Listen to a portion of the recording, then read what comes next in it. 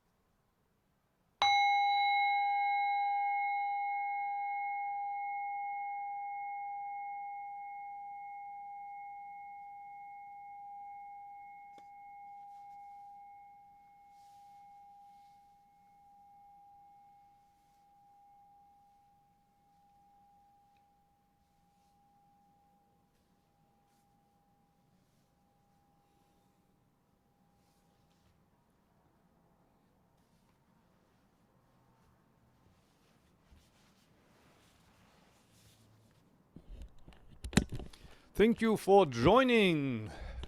Today I want to talk about Fukan Zazengi, Dogen's manual for Zazen again. Let me share the screen with you. On the left side you have the English. On the right side is the Japanese, and later I will show you also the Chinese. Let me first read some part of the Japanese, because that's the version I'm most familiar with. Sore sanzen wa joshitsu yoroshiku. Onsan or onjiki. Onjiki is more common. Onjiki setsu ari. Shoen o housha shi banji o kyusoku shite. Zen aku o omowazu zehi o kan suru koto nakare is the first sentence. And in English that would be: first, for practicing Zen, a quiet room is suitable. So here Dogen starts to become more specific to talk about the, nuts and bolts of Zen practice. When I sit on Sunday, we sit outside in the park, and there's quite a lot of noises around. There's sometimes people walking around, although it's quite a quiet spot of the park. So it's not impossible to sit outside, and it's not a really, necessary condition that it's absolutely quiet. What is actually the most noise is usually inside your mind. It's not so much the noise from the outside that's disturbing. But it's helpful. It's helpful because we are connected with our environment. So if you can find an environment that feels you safe and there's no outside noise, it helps the practice, especially in the beginning. If you would want to start by yourself alone and you sit outside on the street, probably it's impossible to really continue that kind of practice for a long time. Anyway, so for practicing Zen, a quiet room is suitable. Eat and drink moderately. Again, also what we take in physically, the stuff that we eat and drink, it influences our physical condition. I've been writing about that quite specifically in the adult practice series that I wrote about 15 years ago on the Antaiji homepage. For example, here Dogen Zenji doesn't say what moderately means. But one of his successors, his name is Kesan, he wrote that eat 2 parts out of 3. So your belly should be maybe 2/3 full. You shouldn't sit with a full belly. Also, what you eat, usually in Zen monasteries, the diet is vegetarian. There's also certain vegetables that you're not supposed to eat, certain fruits, for example, onions or garlic you're not supposed to eat. On the other hand, my personal view is that also being attached to a strict vegan or vegetarian diet also often is not helpful. I think what is most important is to be flexible, open, just like with the noise. If you can't sit, if there's a car passing in front of the window, I don't know if you can hear, actually right now there's quite a lot of cars passing in front of my window.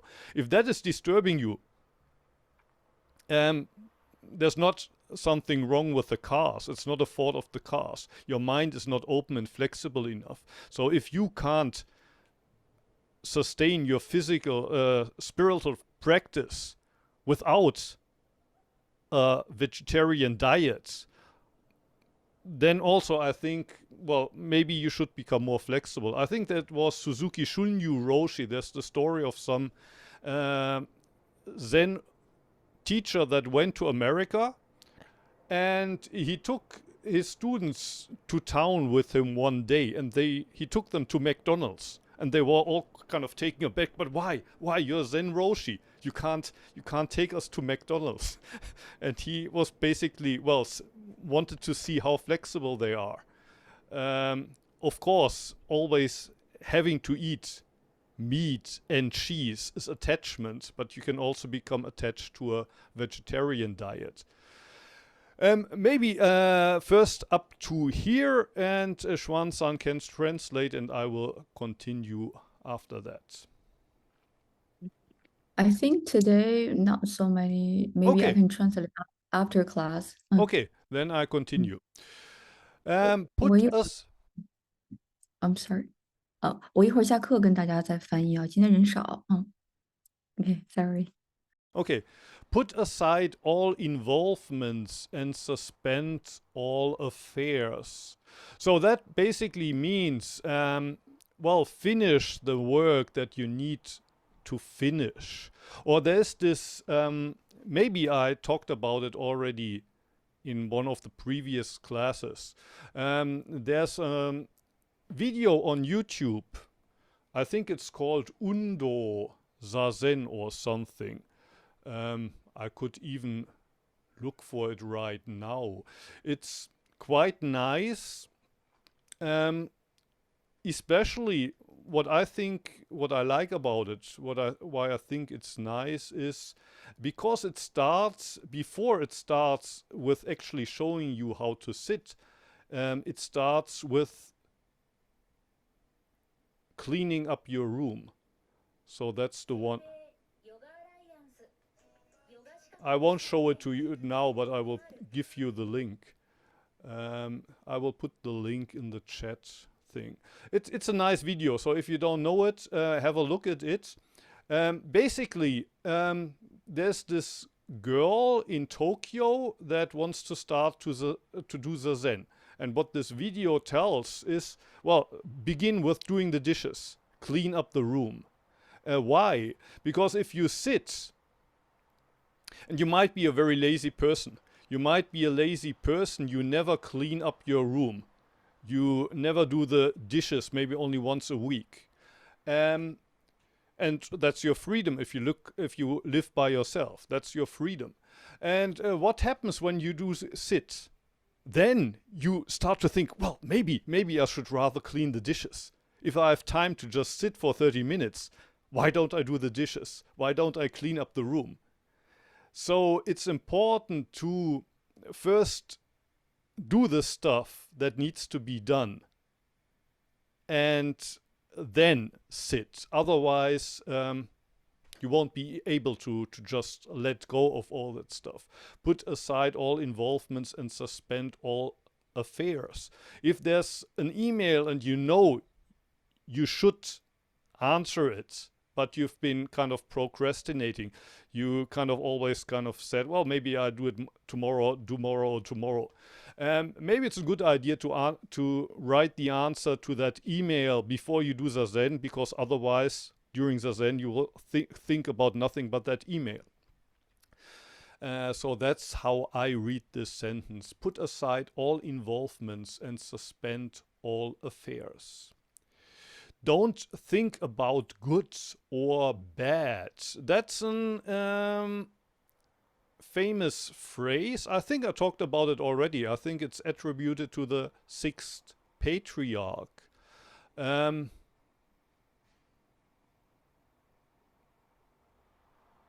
Good or bad. There's a lot of precepts in Buddhism that basically tell us to refrain from bad things, evil things, and to practice everything that's good. But even that correct ethical behavior can become a game, a way to maybe trying to impress other people. So in Zazen we let go of these ideas of good and bad, what we should do and what we shouldn't do. We let go of that, and we don't practice Zazen because it's good. We don't do Zazen because we think it's good, but Zazen sometimes people tell us maybe, if you have time to practice Zazen, why don't you do something for the world? Why don't you do good things for people who need your help? And from their perspective, Zazen isn't a good thing. It's a waste of time. And when we meet on Zoom, we use energy, we use electricity. We're not even doing something good for the planet. We're doing something bad for the planet. But, well, in Zazen, you let go of these ideas of good and bad. You take a break from being a good person. Of course, you don't have to be a bad person either. You forget both. Don't judge true or false. That's what we do most of the day.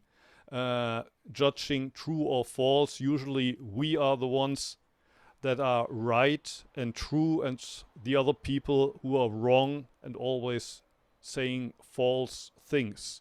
And during Zazen, forget about that as well. Your mind, intellect, and consciousness. In where do we are? Here we are already. Shin Ishiki. It's in the Japanese or Chinese version. Mind, intellect, and consciousness. To be honest, I'm not 100% sure how these three in Buddhism are separated. But they're all probably a little bit differently defined words for our intellect, our mental reflective capabilities. Basically, Dogen Zenji says, let all of these go, give them a rest, give them a break. Your mind, intellect, and consciousness are spinning around, let them have a rest. Give up measuring with thoughts, ideas, and views, which also means stop comparing yourself to others. Stop comparing today's Zazen to last week's Zazen. Sometimes we do that and we say, oh, last week it was so good. Today my Zazen was not so good. That's just a comparison. How can you compare this one moment, what's happening here right now, to anything else that's already a past memory, or what you suppose somebody else is experiencing when they are sitting during these 30 minutes? Have no designs on becoming a Buddha. Maybe some people here never even thought seriously they want to become a Buddha. But others, like myself when I was young, that was exactly why I did Zazen. I wanted to become enlightened. I want to become a Buddha. But it's exactly that thought that separates you from being a Buddha. A Buddha doesn't think that he wants to become a Buddha. A Buddha has even no concept of a Buddha. So as long as you think, I want to become a Buddha, I want to be a bodhisattva and maybe in the future help all living beings, those are also concepts that you need to let go. How could that be limited to sitting or lying down? And after this, Dogen Zenji describes how to sit, but actually Zazen is not limited to sitting, lying down, or standing. You can practice it every minute during the day. But, well, the core practice is the sitting practice that I will get to in 2 weeks. Or, what day is it? Yeah, in 2 weeks. In 3 weeks, actually, I will be away, so I have to take a break in 3 weeks. But in 2 weeks, we will continue with this text. So much from my side today. We still have time, so if you have questions, something you would like to share, you're welcome to do so.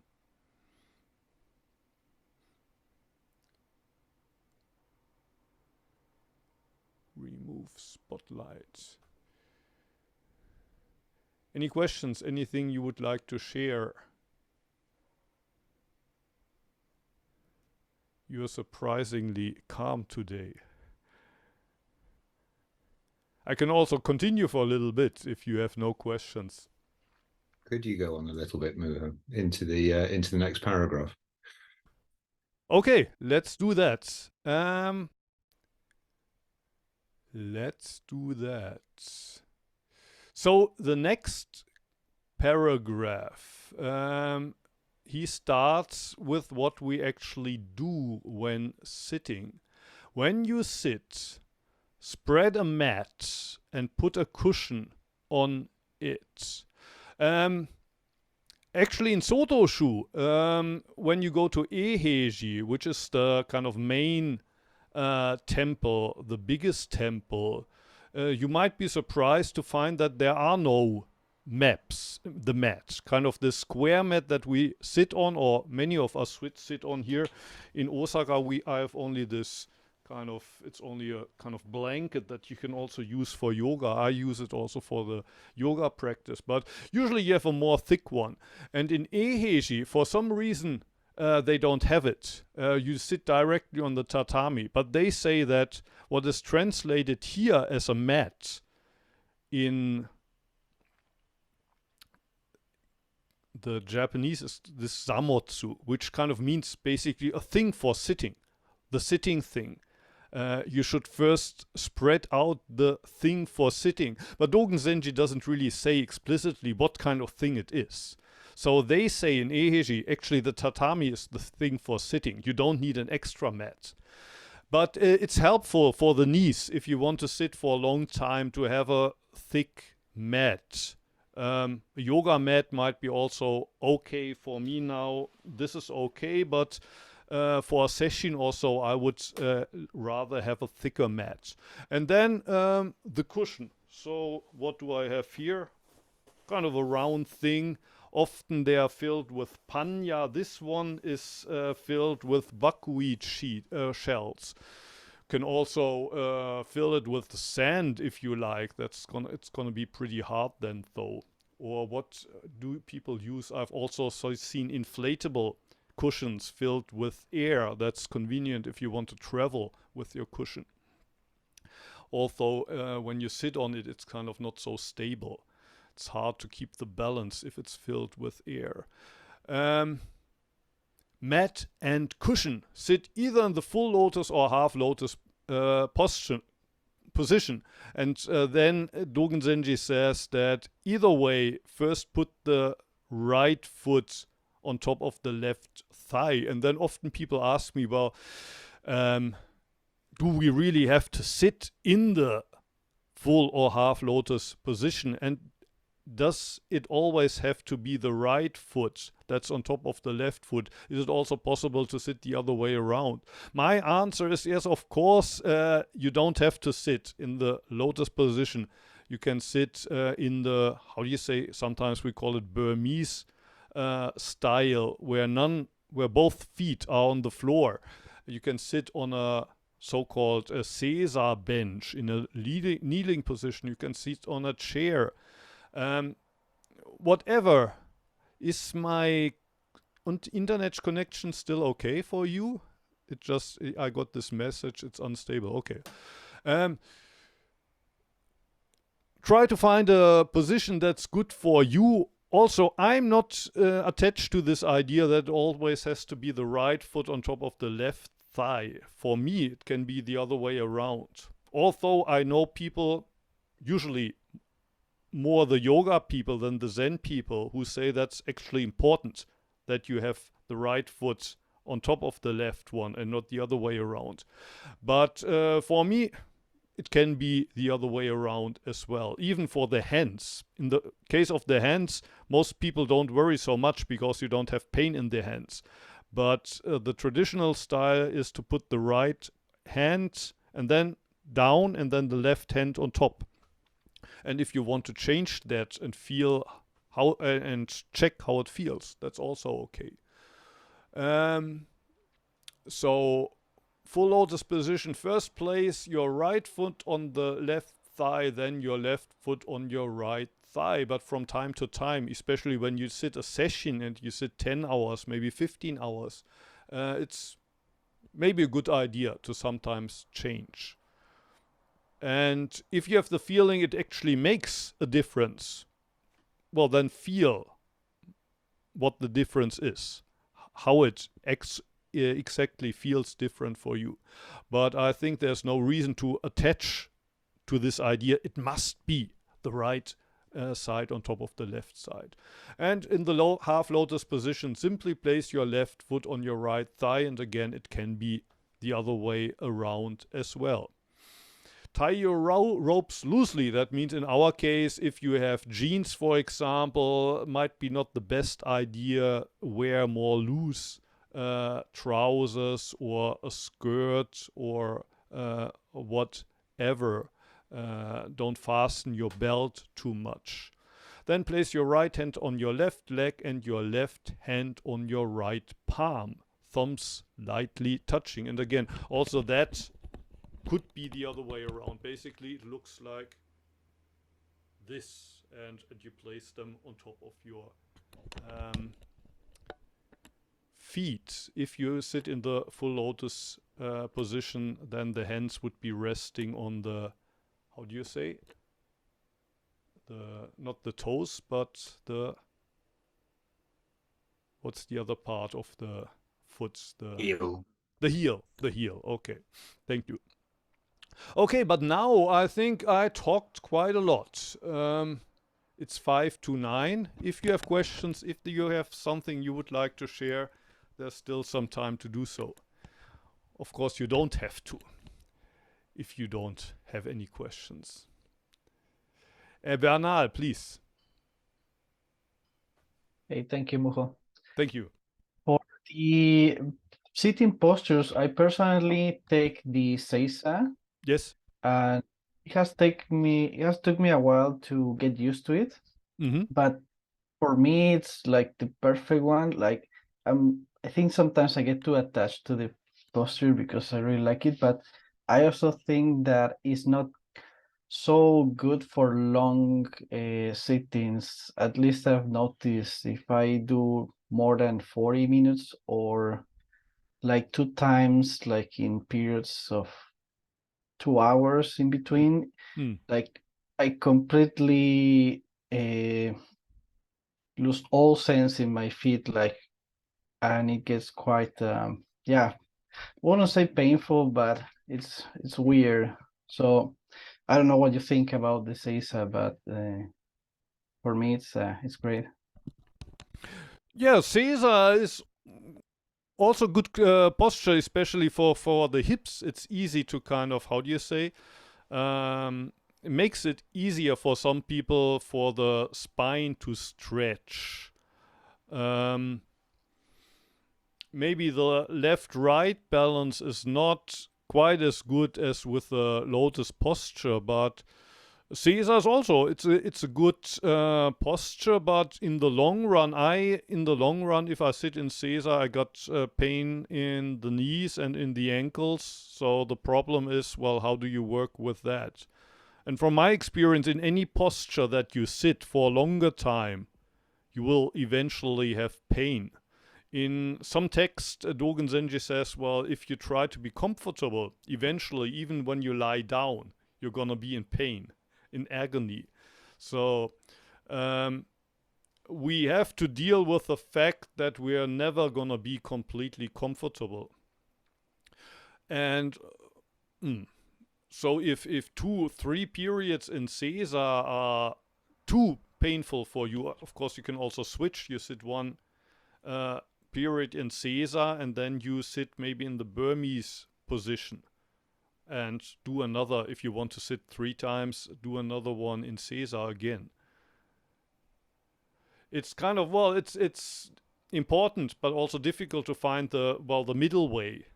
You don't want to inflict a super amount of pain on you, but you also have to, well, accept that this way or that way there will always be some kind of pain and discomfort. There's no way to sit with no pain, no discomfort at all. So then it's of course also about accepting that. Yeah, true. It has personally helped me to accept pain, the Seiza, so that's why I like it. Yes. Yes. Thank you. Thank you. Any other questions? Anything else that you would like to share? Julian, please. Just a practical sitting question. A client of mine sits a lot of meditation and she gets a lot of spontaneous movement when she's sitting. So obviously, we're not trying to adjust ourselves to get too comfortable, as you say, but she's always wondering what to do about it because it's very dramatic. So she gets these sort of big twitches and stuff. A bit like I get in the bodywork therapy when I'm working with people. What would you say about that, about involuntary movements that are sort of trying to express themselves in the body? Would you let them happen, or would you, as much as disturbing other people immediately around you? Well, I don't have much experience with that. Probably this kind of disturbing other people around would be my biggest concern. So if she's sitting alone by herself, I don't see a problem with if she feels like she needs to move, then let it move. If there's other people around that are disturbed, then, well, we need to find a solution there. But if that's not the case, nobody is disturbed or the people around can deal with it, then, well, move if you think you have to move.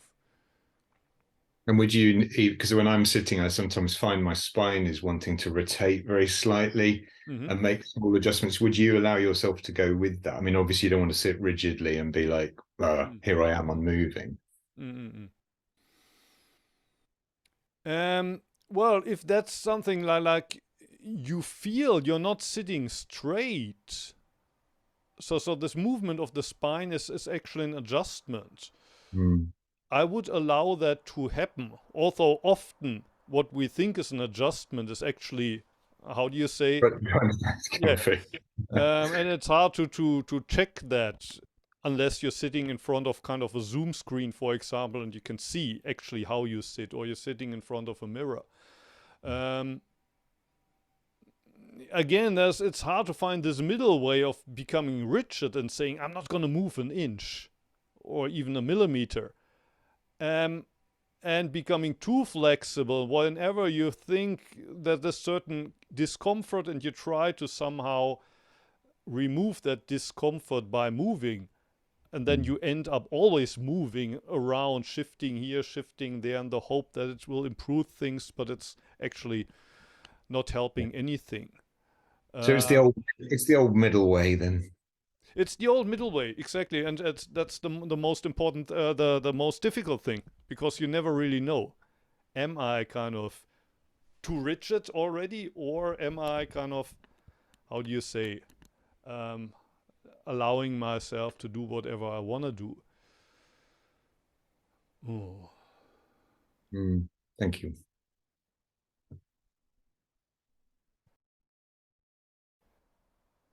Anything else? Any other questions? Anything you would like to share?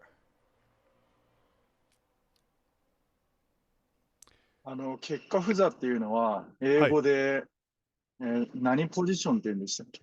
Full lotus position. Full lotus position. ありがとうございます。半下不座だと、ハーフロータスポジション。そうです。っていう意味です。はい。はい。Thank you.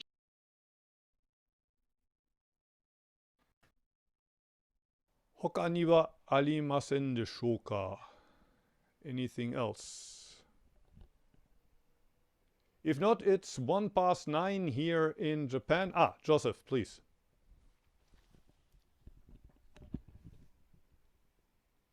Does Dogen ever give any instruction about the breath itself and sort of how to picture it? Because I met a Zen monk here in Edinburgh at the weekend, actually.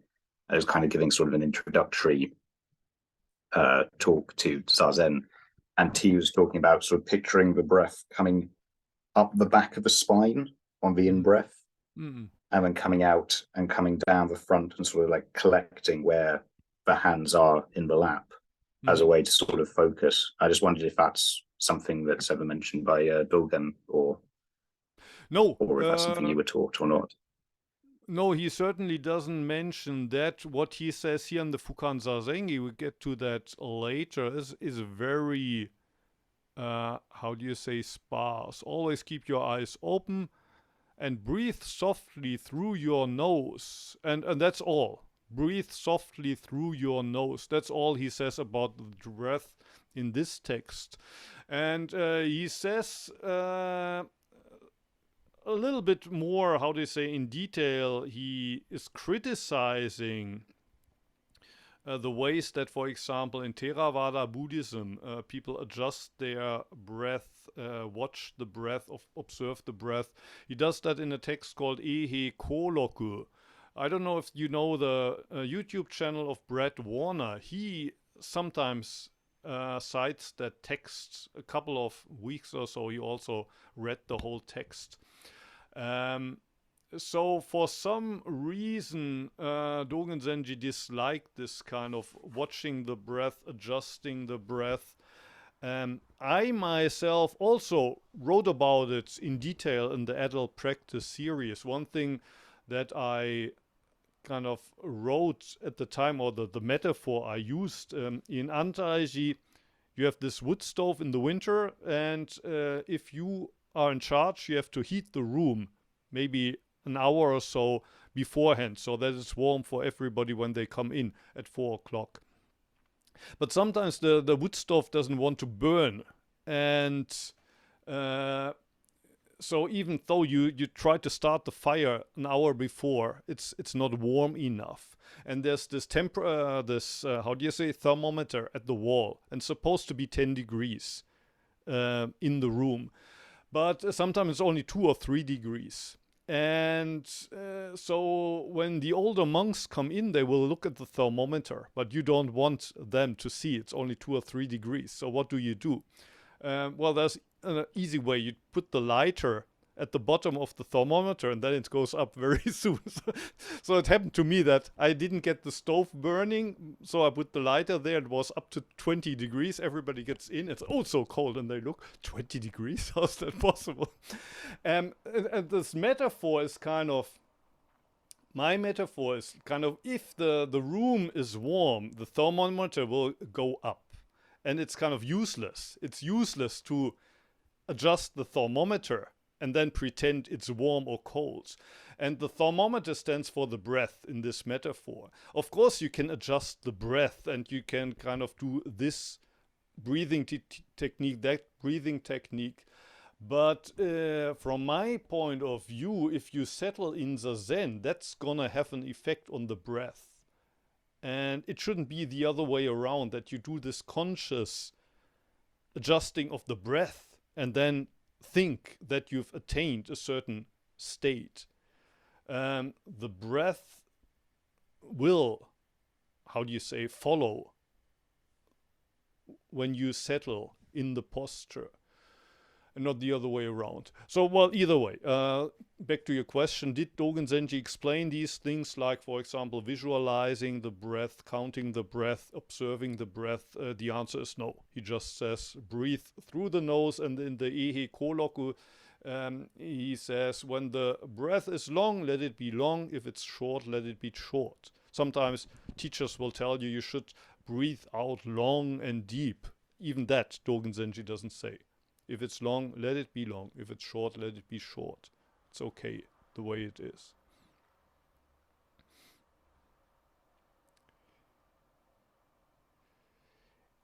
Anything else? Welcome home, Chris. A hard day's night.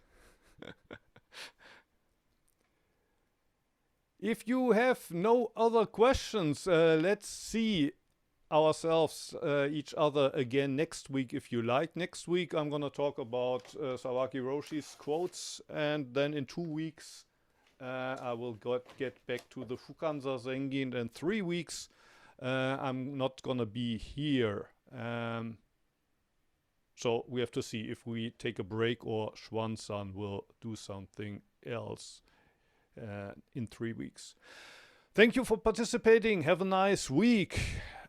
See you again. Thank you. ありがとうございました。ありがとうございました。See you. Thank you. Where do I stop?